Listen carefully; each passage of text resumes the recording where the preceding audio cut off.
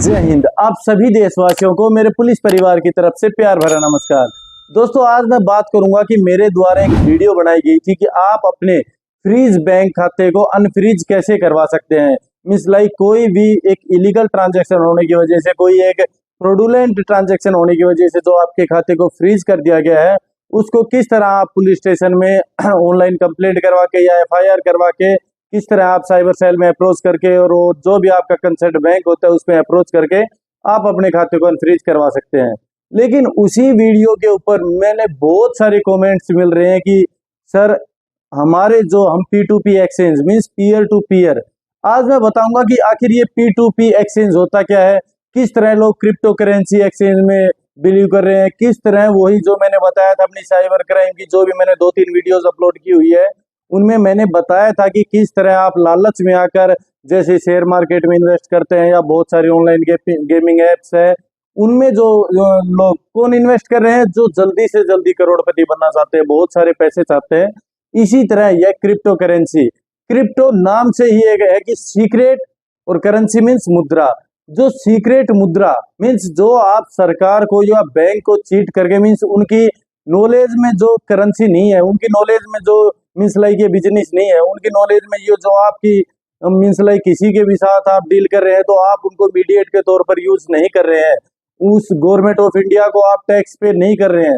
तो किस तरह ये सभी चीजें जो आप कर रहे हैं इलीगल है। दूसरी बात, किस तरह आप यदि इस चंगुल में फंस जाते हैं तो कैसे निकल सकते हैं। किस तरह यदि आपका अकाउंट मीन्स लाइक आप दिल्ली के रहने वाले हो और आपके मीन्स लाइक एक केरला में कोई कंप्लेंट लगी है, वो केरला की कंप्लेंट पे किस तरह आपके अकाउंट को फ्रीज कर दिया जाता है। इसके साथ साथ मेरे बहुत सारे भाइयों का कहना है कि सर,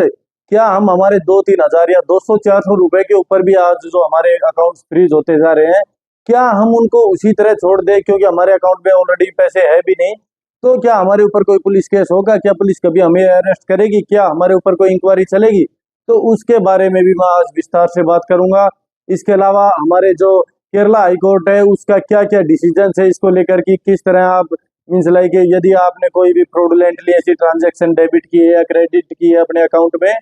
तो आपके पूरे अकाउंट को जो 15 लाख रुपए 20 लाख रुपए उसको सीज कर दिया जाता है। तो आपको लाइक EMI भर रहे हो या फिर आपने कोई लोन ले रखा है तो उसमें बहुत सारी प्रॉब्लम्स हो रही है।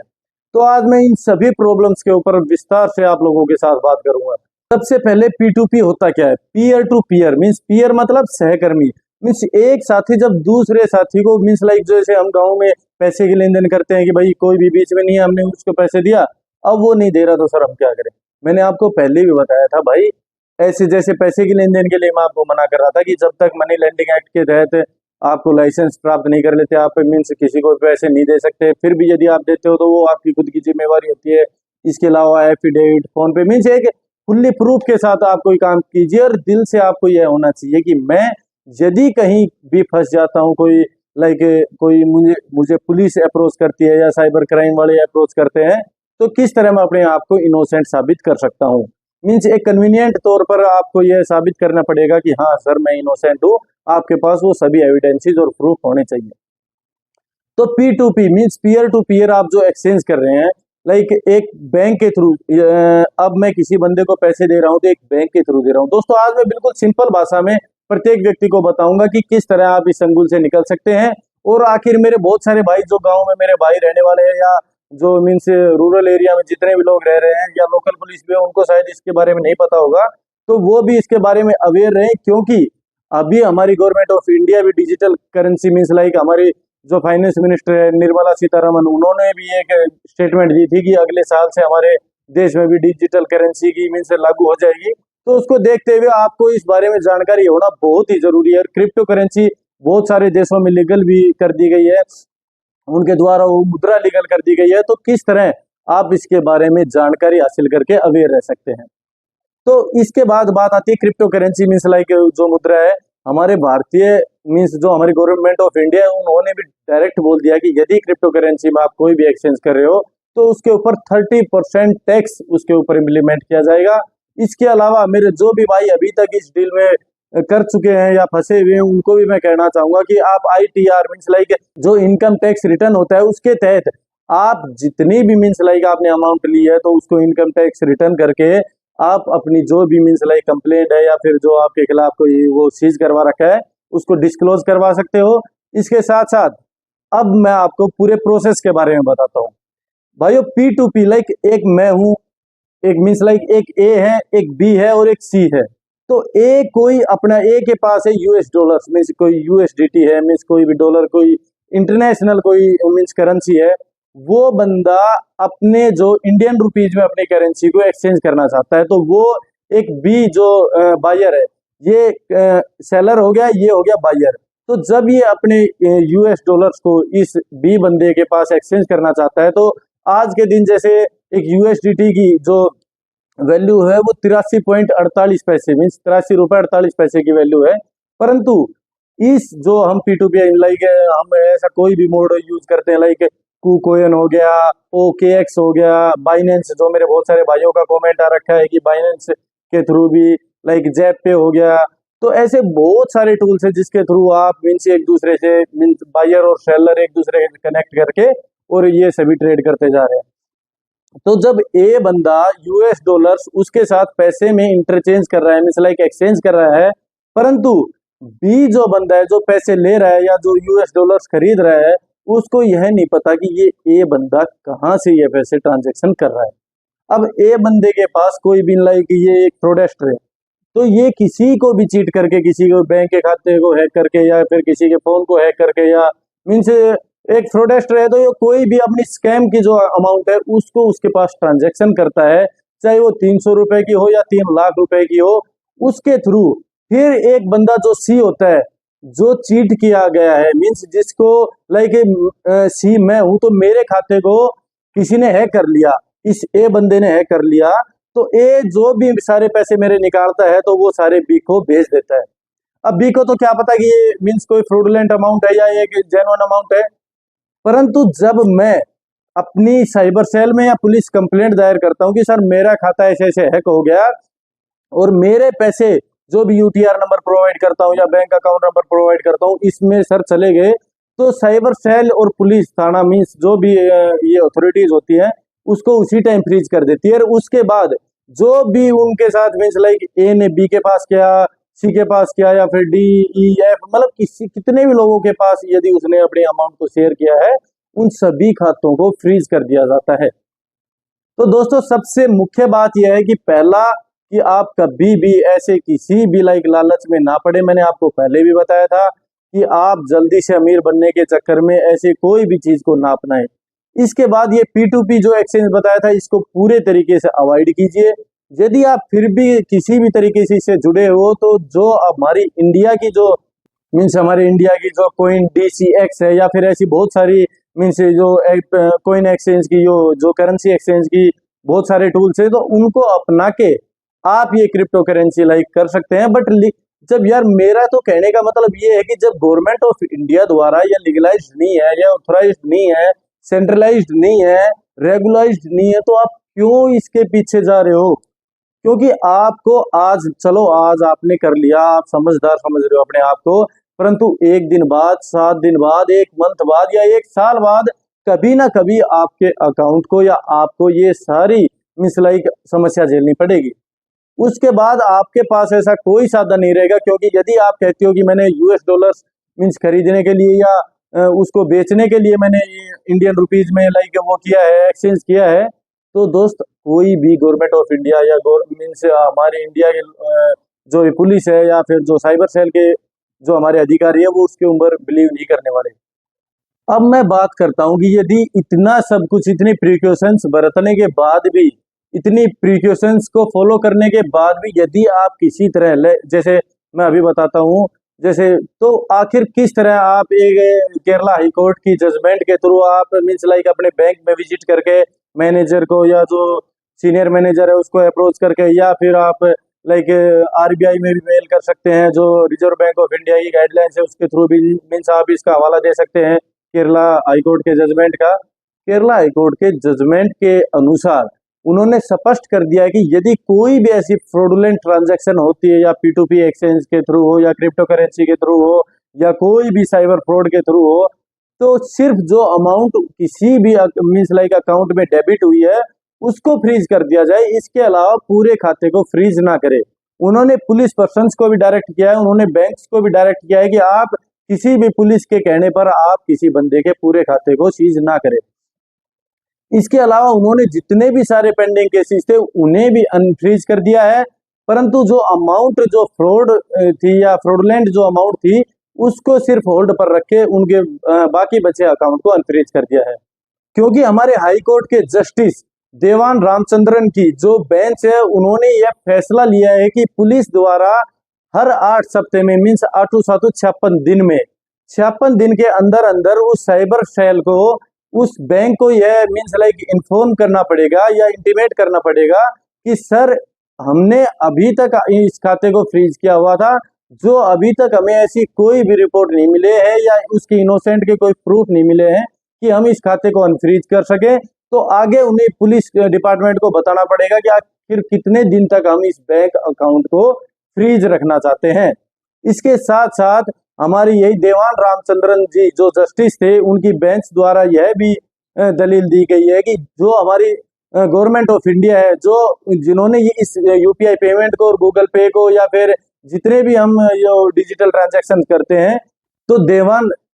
तो जस्टिस देवान रामचंद्रन जी की बेंच ने यह भी कहा है कि इसके थ्रू जो भी डिजिटल ट्रांजैक्शन हम कर रहे हैं और उसके बाद जैसे हम जो भी फ्रॉडलेंट अमाउंट के जरिए हम इन अकाउंट्स को फ्रीज कर रहे हैं, तो इस तरह हम लोगों से अपना विश्वास खोते जा रहे हैं। तो यह बिल्कुल भी लीगल नहीं है, यह बिल्कुल भी उचित नहीं है। तो आप इस तरह किसी के पूरे अकाउंट को फ्रीज ना करें। अब बात आती है कि किस तरह मेरे बहुत सारे भाई मीन्स लाइक मुझे कमेंट प्राप्त हुआ है जो मैं आप लोगों के सामने शेयर करना चाहूँगा, क्योंकि आपकी भी ये सेम प्रॉब्लम हो सकती है। सबसे पहला कमेंट है, सर मेरे अकाउंट में पैसे आए हैं, साइबर सेल ने कुछ अमाउंट होल्ड कर लिया, कांटेक्ट किया तो जो नंबर ब्रांच मैनेजर ने दिया था शुरू के 1-2 दिन पुलिस वाले ने बताया कि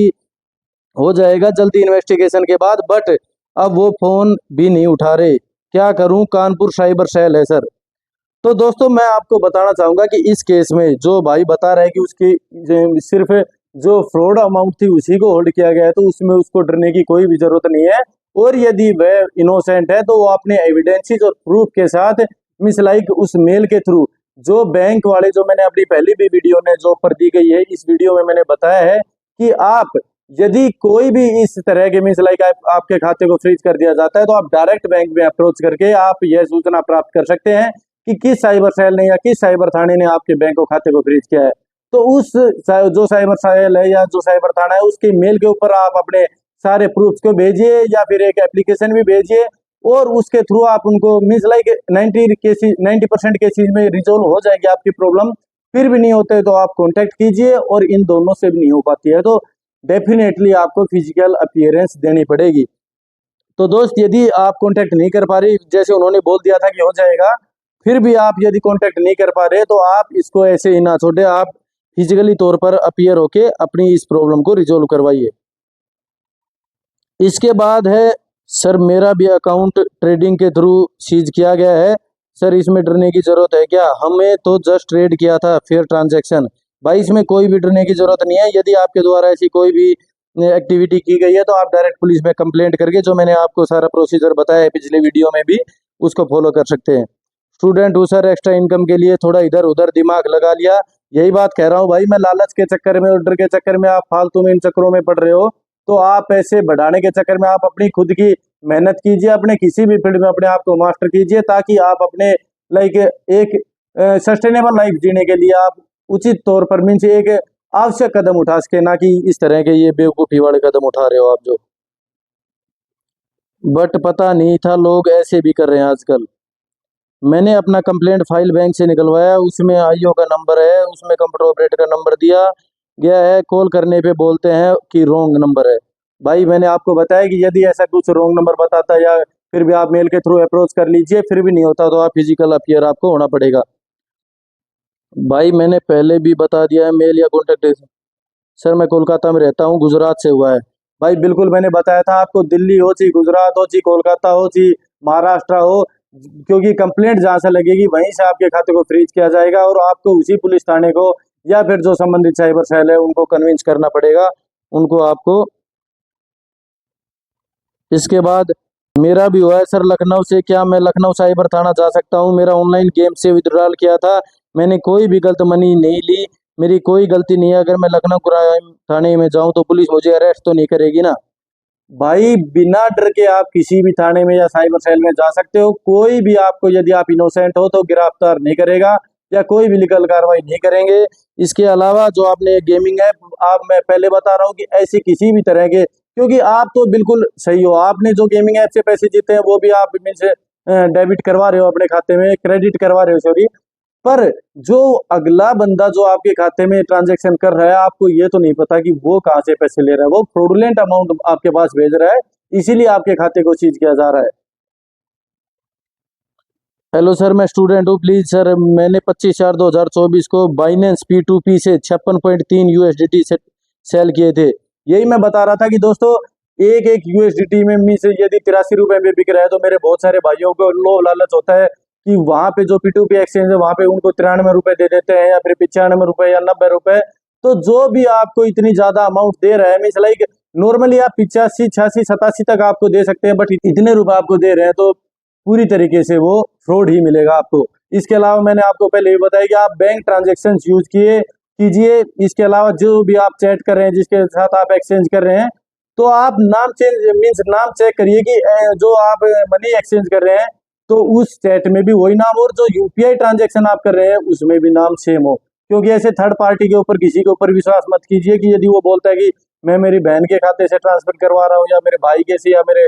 वाइफ कैसे, तो ऐसे किसी ट्रांजेक्शन में बिलीव ना कीजिए।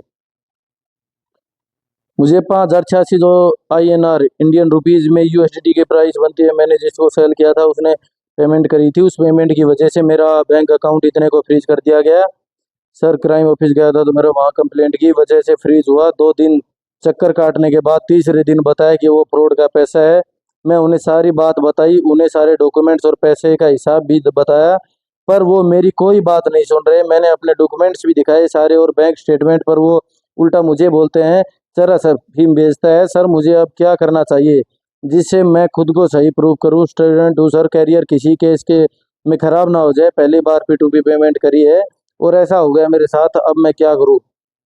भाई मैंने आपको पहले भी बताया कि ऐसी कोई भी बात हो, P2P एक्सचेंज हो या फिर क्रिप्टो करेंसी में आप ये कर रहे हो, तो आप एक बार उनको मीन्स आप उनको बैंक को कन्विंस कर सकते हो, साइबर सेल को कन्विंस कर सकते हो कि सर मैंने जो भी मीन्स लाइक मैं एक लाइक बिल्कुल इलीगल भी नहीं है P2P एक्सचेंज जो हमारे इंडिया में, तो सर मैंने इसके थ्रू अपने मीन्स क्रिप्टो करेंसी में मीन्स इन्वेस्ट करने की सोची थी। लाइक मैं अपने पैसे से जो सेल और बाई के तरीके से पैसे कमाना चाह रहा था, बट मेरे साथ ये फ्रॉड हुआ है। कृपया करके मेरे खाते को अनफ्रीज कर दिया जाए, और यदि मेरे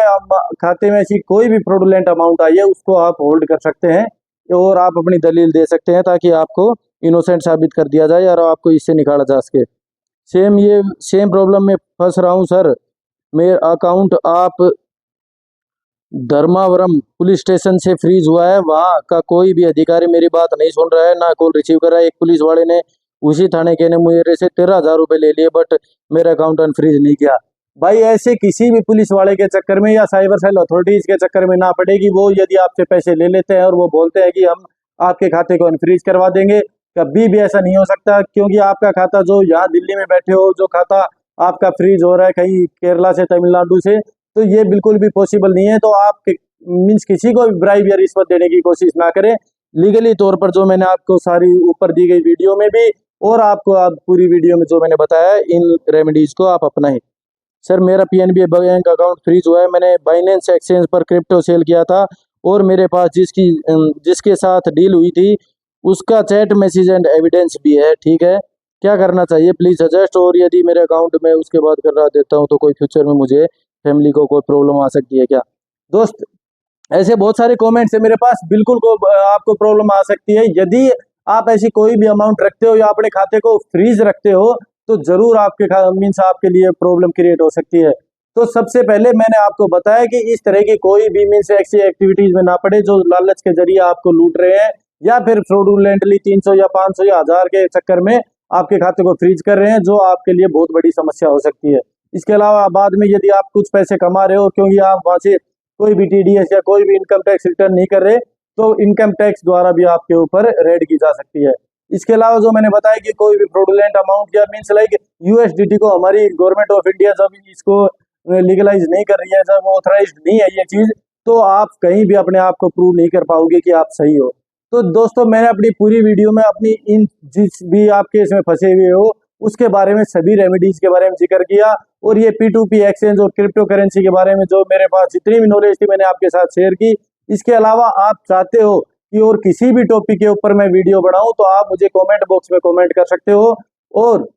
इसके अलावा जो मैंने ऊपर वीडियो दी गई है या साइबर क्राइम के ऊपर भी जो 2 वीडियो है उसको पूरे तरीके से देखें, ताकि आप इस साइबर क्राइम में या मॉडर्न वर्ल्ड में जो डिजिटल वर्ल्ड है हमारे, इसमें आप किसी भी जासे में ना आए। जय हिंद, जय भारत।